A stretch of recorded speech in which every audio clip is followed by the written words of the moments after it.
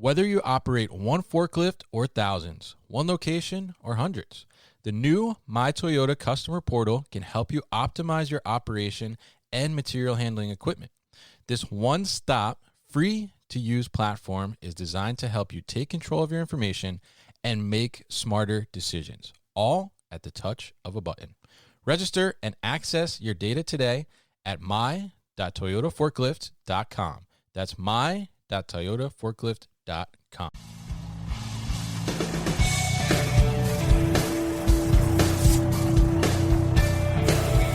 The New Warehouse Podcast, hosted by Kevin Lawton, is your source for insights and ideas from the distribution, transportation, and logistics industry.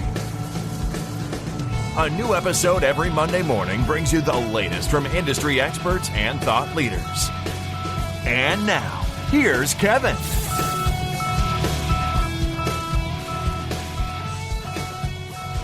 Hey, it's Kevin Lawton with the New Warehouse Podcast, bringing you a new episode today. And on today's episode, I am going to be joined by former guest, Scott Walker, VP of Supply Chain Product Management at PowerFleet. And PowerFleet is IoT, actually, I believe they say, what people powered and bringing safety tech and solutions to the warehouse material handling industry, which is ever so important. And we're going to dive a little bit into their new pedestrian proximity detection solution and find out how that works, how that's coming into play, and how that's really going to make a difference within our warehousing lives and make it safer for us. So, Scott, welcome to the show. How are you? Thank you. I'm good, Kevin, and happy to be here and always happy to talk about these types of technologies. Absolutely. Happy to get you back on here. And of course, whenever we're talking safety tech, there's very good stuff to be talking about, very important, especially as we see such a surge in popularity of warehouses, meaning there's more people in there. And certainly, I think there's a lot of talk about automation and robotics, but people are still very much present within those environments, and that safety is such an important piece. So before we dive a little deeper, why don't you kind of just give us a brief overview of PowerFleet for people maybe that are not familiar? Sure. So PowerFleet's a intermodal and in-warehouse and connected vehicle solution set, and we build technologies to satisfy those three main verticals that are all related to either material movement or people movement. And our business is, we call ourselves People-Powered IoT. We have a really good tenured consultative staff of people who work closely with some of the best material handling moving companies in the world.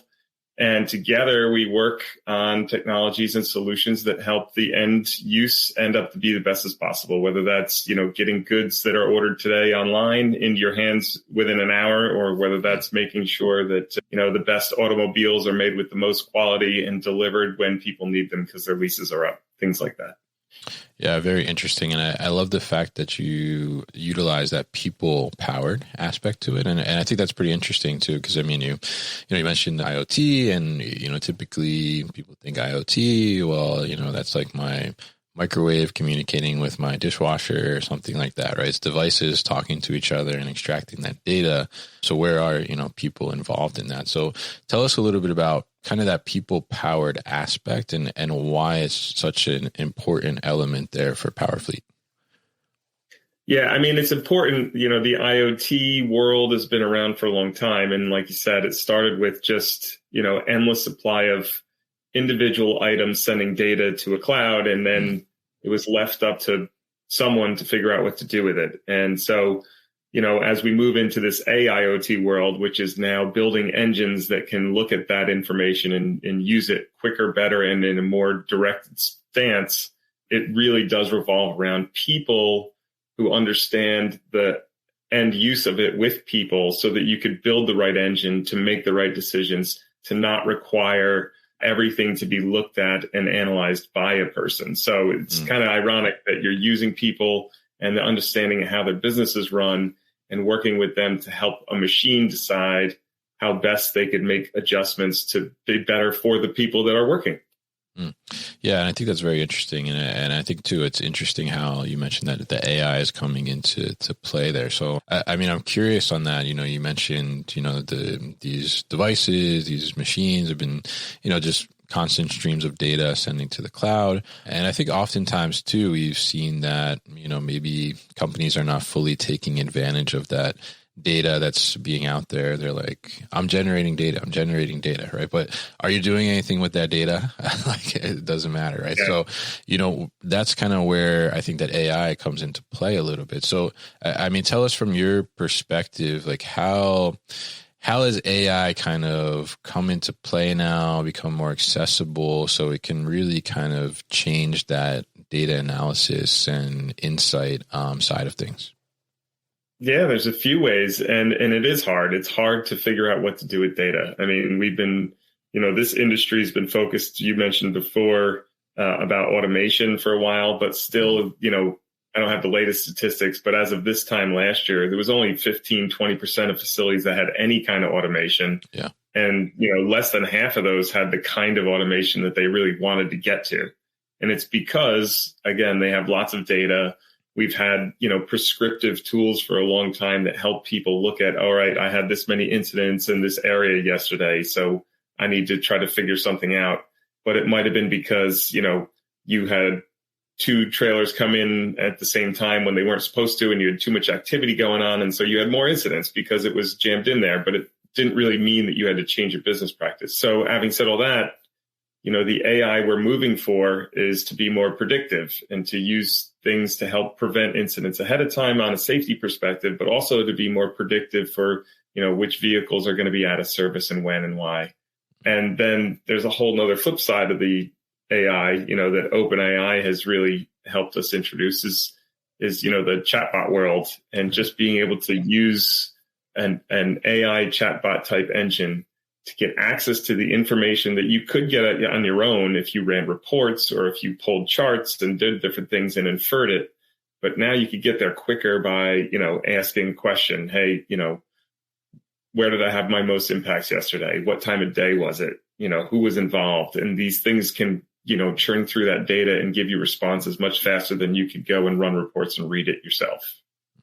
Yeah. And I think that's some of the exciting things there, because I think if we look at like a warehouse fulfillment center specifically, I mean, things are moving so fast, right? And the higher the volume you're doing, it's moving faster, and the data is just getting generated, so many data points per second. And, if I look from a supervisor or warehouse manager standpoint, like, when do I really have time to sit down and go through all this data myself and analyze it, right? It's not necessarily a fun and exciting task. I'll say that.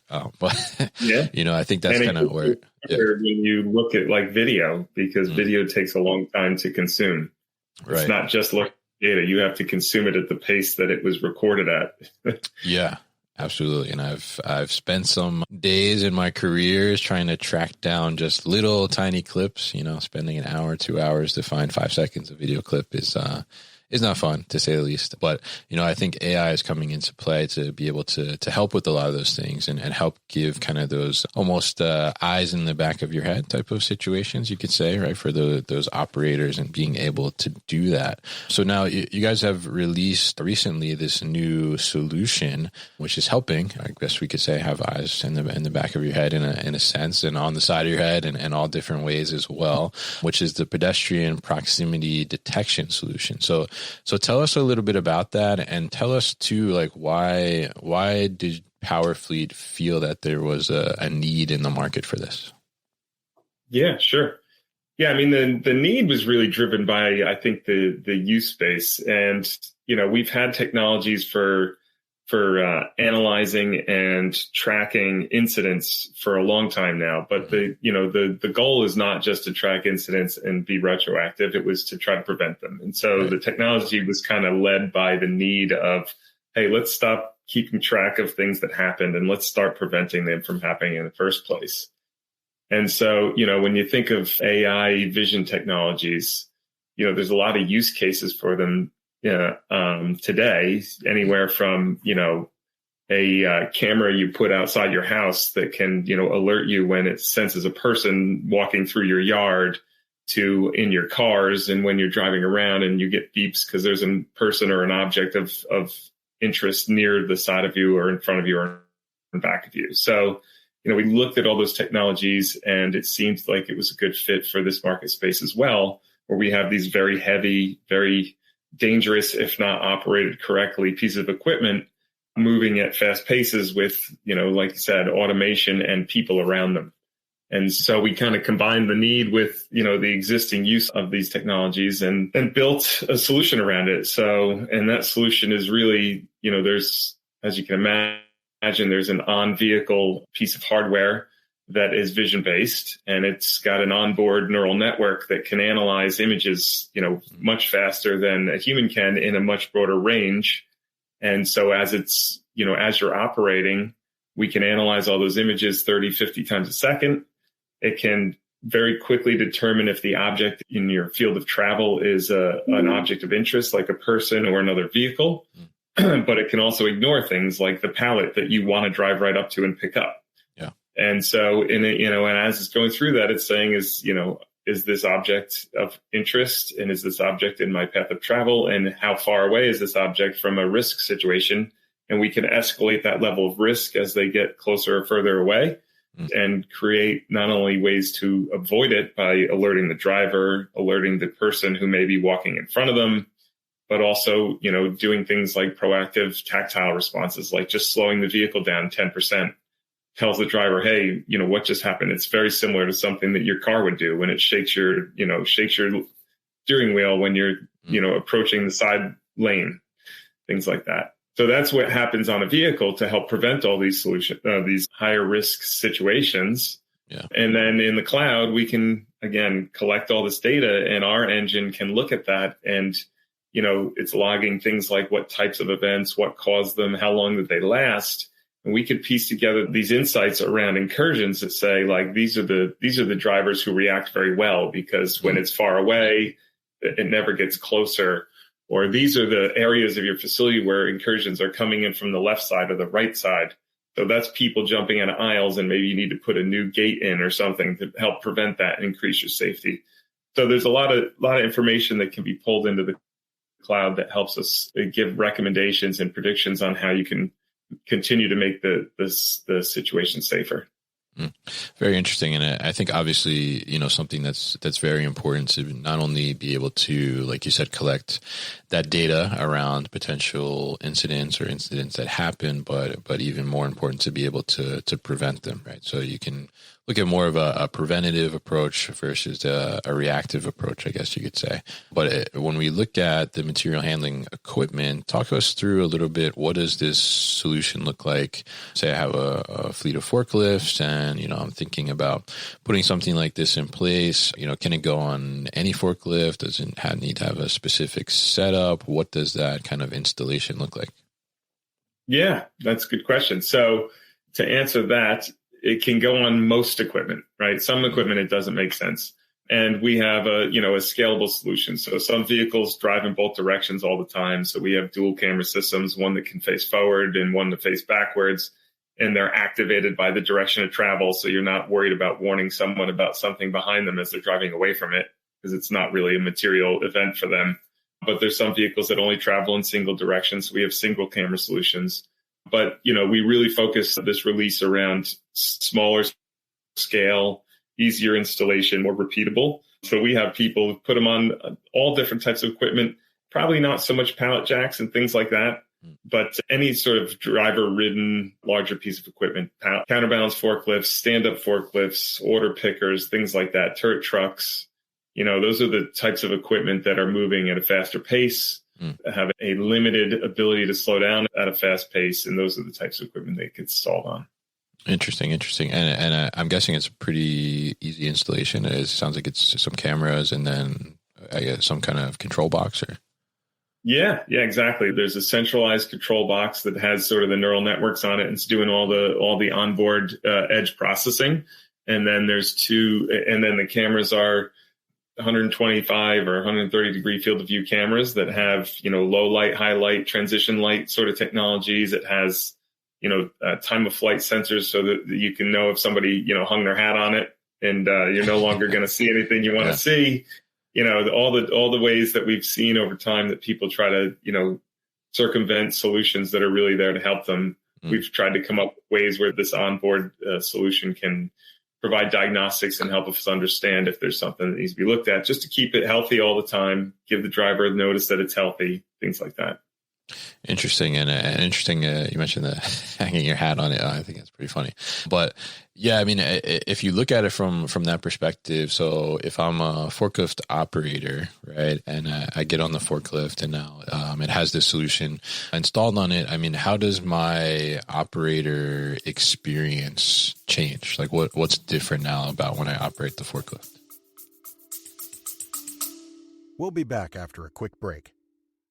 You hear a lot about supply chains these days because if the past couple years have taught us anything, it's that an efficient, well-managed supply chain is absolutely critical to keeping businesses successful and consumers happy. I'm Will Haywood, and I host a podcast called All Business, No Boundaries, where we talk about supply chains, how they work, what happens when they don't, and the innovations that are redefining what's possible in the world of logistics. Join me for insightful interviews with thought leaders and industry experts. We discuss how optimizing supply chains can break down the barriers that are holding businesses back. That's All Business, No Boundaries by DHL Supply Chain. Listen and subscribe wherever you get your podcasts.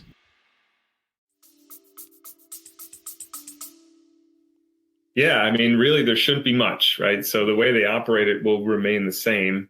But now they know that they have sort of, like you said, more eyes in their head to see what's going on around them. And they will get feedback when something is in their path. So if they are distracted or if they are not just seeing something around an object that's in front of them, now they'll start to get, sounds and or lights and or tactile feedback to say, hey, there's a potential higher risk situation for you. And it just lets them know, and they slow down and they understand and they see what's happening, and it helps them avoid it. Interesting. But their use case is still, get on my forklift and move my material and, keep my day going.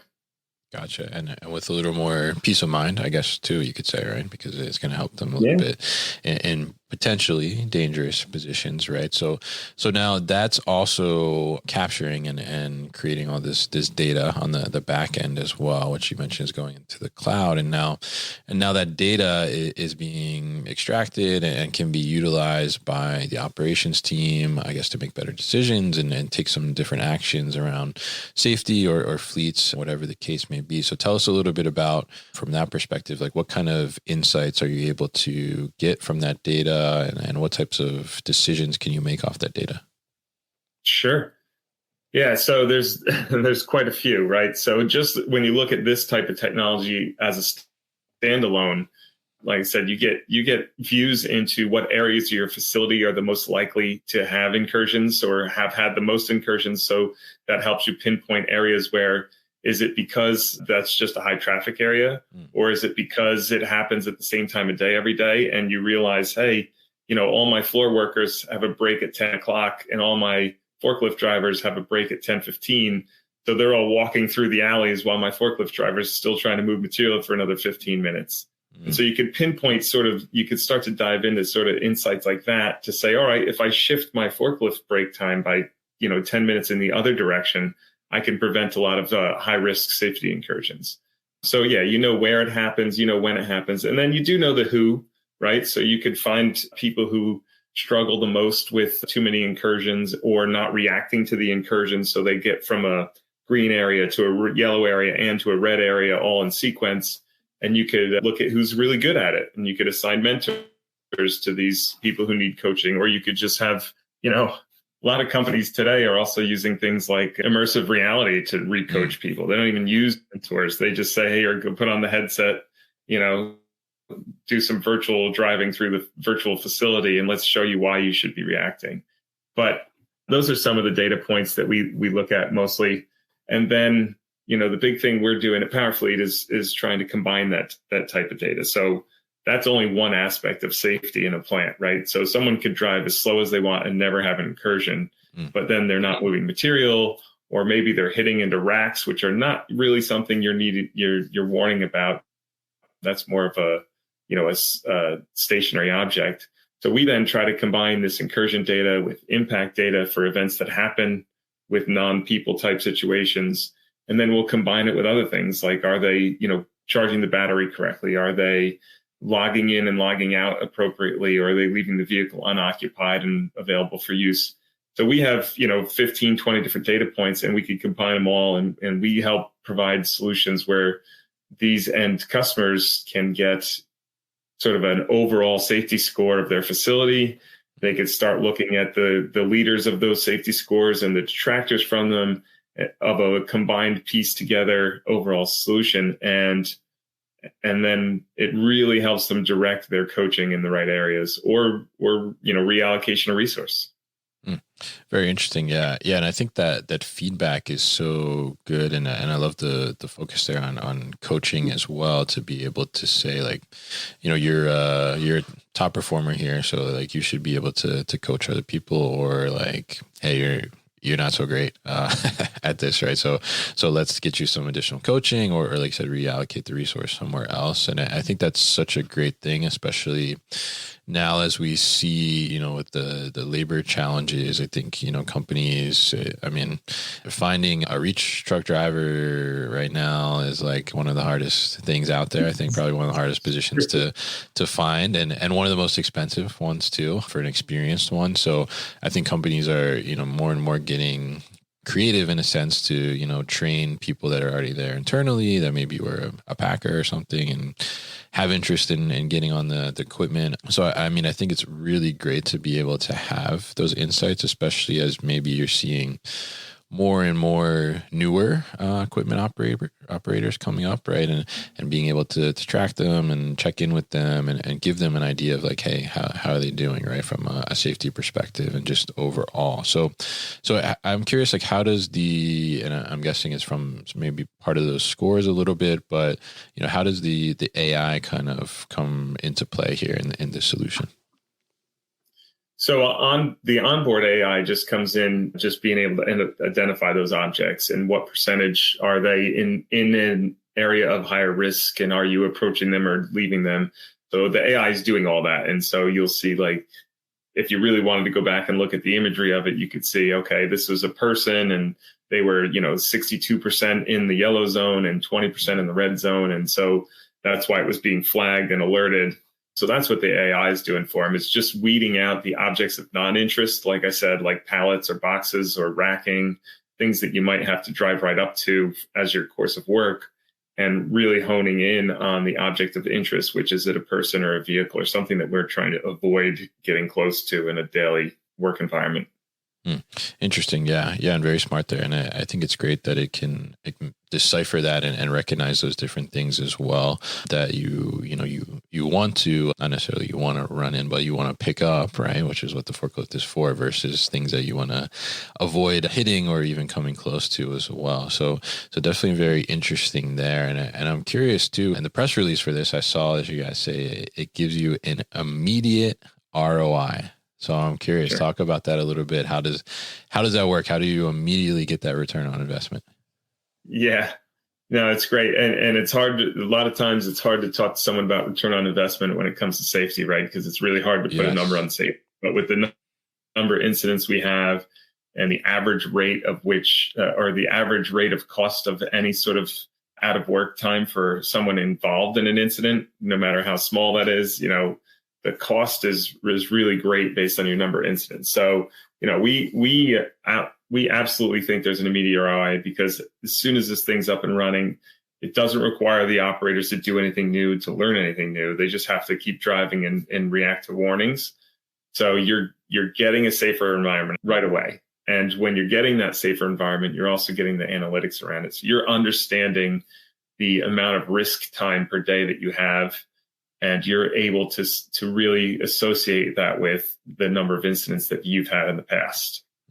So, there's no wait and get data and then react later. This is providing value immediately as soon as it's turned on. Yeah, and I think that makes a lot of sense. I mean, and you had a great point there too about, that safety aspect is almost, talking about ROI around that is challenging sometimes, because it's almost like, it's almost invisible until it's visible, right? And then you're like, oh crap, like I should have done something, right? I should have made that investment, right?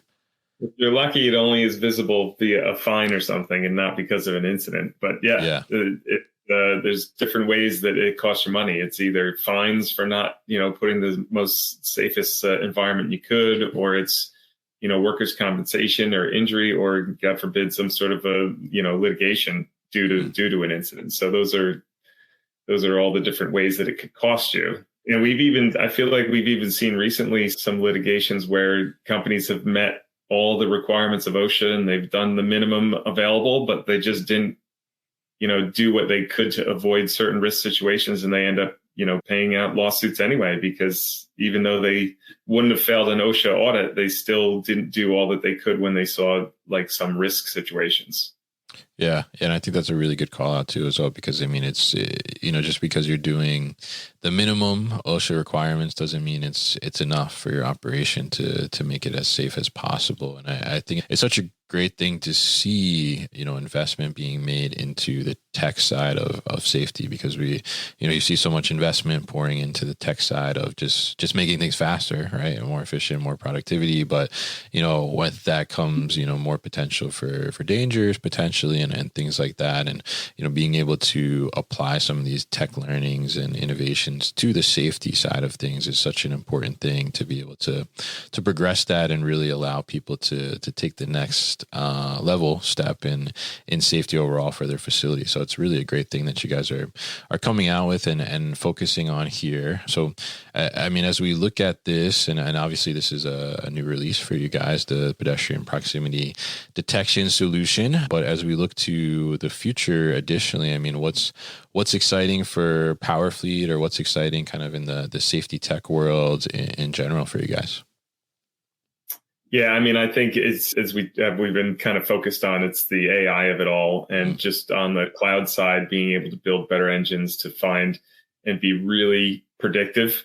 So, there's a lot of data. We have access to a lot of it. The solutions that Powerfleet's providing really tell you the actuals of what happened, and to be able to use that and combine it with a company's other business systems, which is their desired behavior, and be able to make predictions is really key. So, if you have all the information about your warehouse management system and you're combining it with all the information about what actually happened, you get a really rich set of data for this is how the facility performs and this is how it was supposed to perform. And then when you start forecasting that towards the expected warehouse management data, so you did 1,000 moves last month, and you're expecting 1,500 moves next month, and we could start predicting these are the types of incidents we expect you to have and where, and the frequency of them because of your expected increased workload.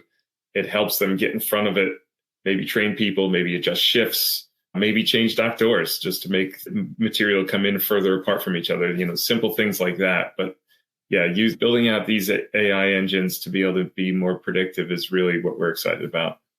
Yeah, I mean, that's definitely exciting. I would say, I mean, I think it's interesting because you see a lot of that predictive analysis focused on, going back again to how do we do something faster, or more efficient, or more productive, or around labor planning, right? But mixing that safety aspect in there too, and being able to call out those little tweaks, like you said, like, I'll just, have this trailer come in 2 dock doors away, so you guys won't be on top of each other, right? Or this is a high intensity, high touch unload or something for this container, so you're going to need more space on the dock. So, keep that space so you're not on top of each other, or different things like that. Or maybe you're going to have a higher volume, so you're going to bring more labor in, so stagger your shift starts or stagger your break times or something like that, so there's not as much congestion or something like that. I mean, I think that's definitely really exciting to be able to have that predictability and predictive analysis kind of in the mix as well with all those other things that, are also important, getting the job done and making sure you can, meet those levels for your customers and things like that. So really, really interesting stuff. And I love the kind of continual improvement here on the safety side of things and being able to take this tech and apply it to it and really make better environments for operations overall. So really appreciate what you guys are doing at Powerfleet, Scott. And it's great to learn about all of this today and the new pedestrian proximity detection solution. But if people are interested in learning more and going a little deeper, what's the best way to learn more about Powerfleet? Yeah, I always encourage them to go to our website. It has all the key information to get you started, but it also has the contacts that are most aligned with your needs. So it can drive you right to who you need to talk to. And like I said, we are the people-powered IoT, so there's always people ready to engage and really hear about the concerns or risks or problems that you have, and to try to help put the best fit solution in place to help you mitigate them. All right. Awesome. And we'll definitely put all that information at thenewwarehouse.com as well, so people can easily find it. So Scott, thank you once again for joining me on the show today. You've been listening to the New Warehouse Podcast with Kevin Lawton. Subscribe and check us out online at thenewwarehouse.com.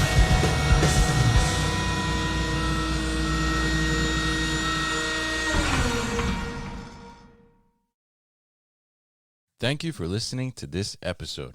If you want more content from the New Warehouse, check out our new video series called All Hands on LinkedIn. Just search for the New Warehouse on LinkedIn and follow along.